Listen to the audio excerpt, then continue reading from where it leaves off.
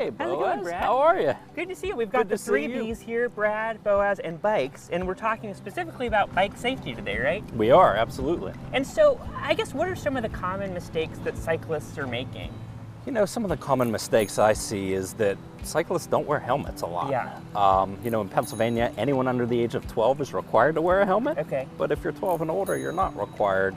And every once in a while, we see people not wearing helmets. It's a bad idea. Yeah. It's the most important piece of protective gear that you can wear when you're on a bicycle. Sure. Some of the other common mistakes we see are people not being able to be seen by traffic when they're Yeah. out on the roads. They're either wearing dark clothes or they don't have lights like you have lights on your bike, and I've Right. had lights on my bike and tail lights as well. Yeah. At a minimum, you know, you should have reflective gear on when you're out cycling. Right. And I think one of the other mistakes that cyclists make is just not being aware of where they are on the roadway and what's around them. Yeah. Especially if you're a commuter or if you're in a city area, there's cars everywhere, there's pedestrians. Your head really needs to be on a swivel. Sure. Are there other safety precautions that we can be taking as cyclists? Oh, sure, absolutely. Other than having the appropriate safety gear like helmet, maybe gloves and Right. glasses.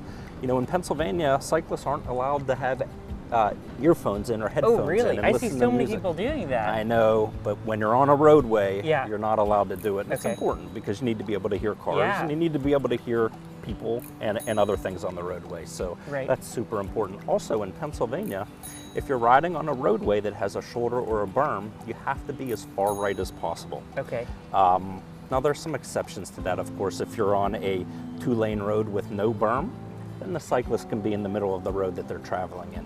But generally, you want to be as far right as possible.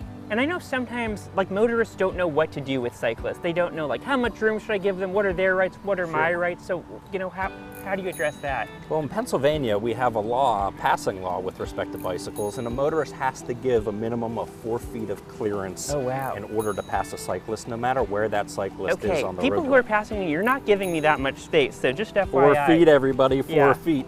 In addition, Pennsylvania's passing law is a little different than other states because it requires the motorist to also drive at a reduced prudent speed. Okay. So no matter how fast they're going, even if they're going the speed limit, if you're going to pass the cyclist, you need to slow down and give 4 feet. Yeah, so if you were to give one advice to motorists about cyclists, what would you tell them? Just be aware of the cyclists on the roadway. You know, cyclists do their best to make sure that they look around and look for traffic, but be patient, give 4 feet, Yeah. and slow down. Yeah, well, good advice. Well, the weather is beautiful. Should we go for a ride? Let's do it, Boaz. Now I know all the rules. I'm not going to put on headphones. Let's go.